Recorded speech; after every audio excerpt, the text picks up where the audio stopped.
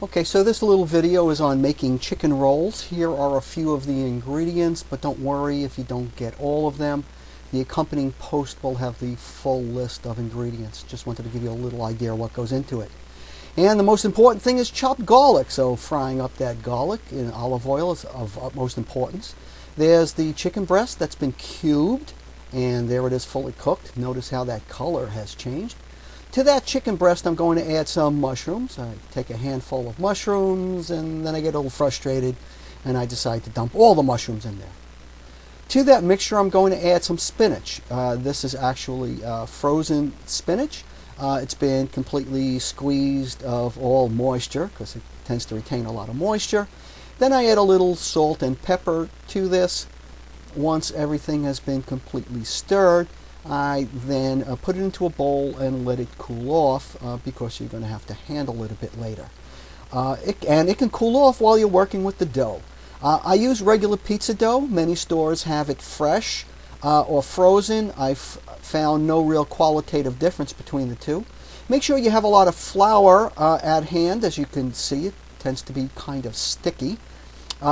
Stretch it out as much as possible by hand, but what you may find is that you'll reach for your rolling pin, which will make it a lot easier to stretch it out and make it nice and thin.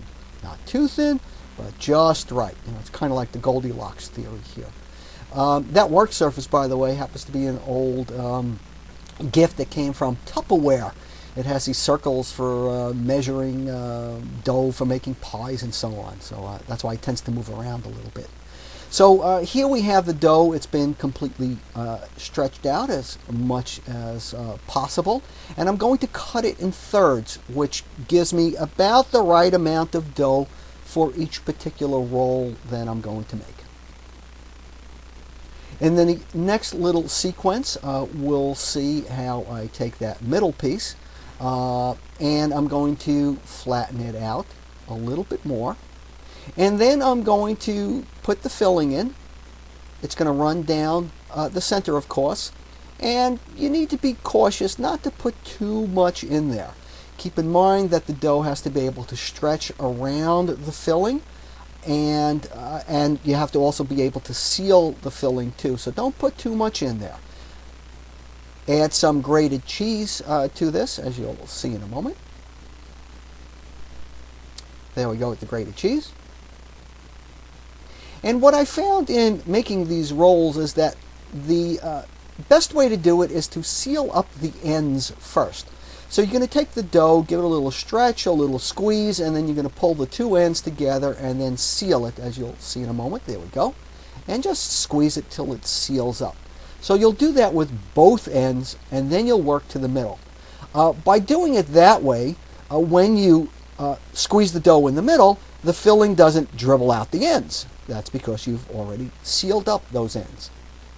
Being a little bit OCD, you'll see that I will squeeze the seams 1, 2, maybe even 3 times just to make sure that I have it right. Of course, you still need to make sure that the filling doesn't come out of the roll. Hence, I push it down a little bit with my finger. Once you've gotten it all sealed, you may have some excess dough at the ends that are just completely empty. So you can cut that off. It's not really needed.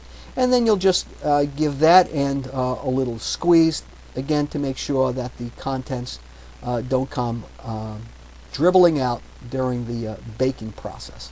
So that's one end, give it a squeeze, and then I do it at the other end. This will go in the oven at 450 degrees for about 15 minutes, but about halfway through, say about 7-8 minutes roughly, I will actually poke the top with a fork to allow a little steam out and to make sure that that it doesn't burst, because I've had some of these things burst. So there you see a little bit of the cheese comes out, and it really comes out great. Works great with chicken. You can put sausage in there. You can put broccoli instead of spinach. You can really have a blast with this. It's pretty foolproof.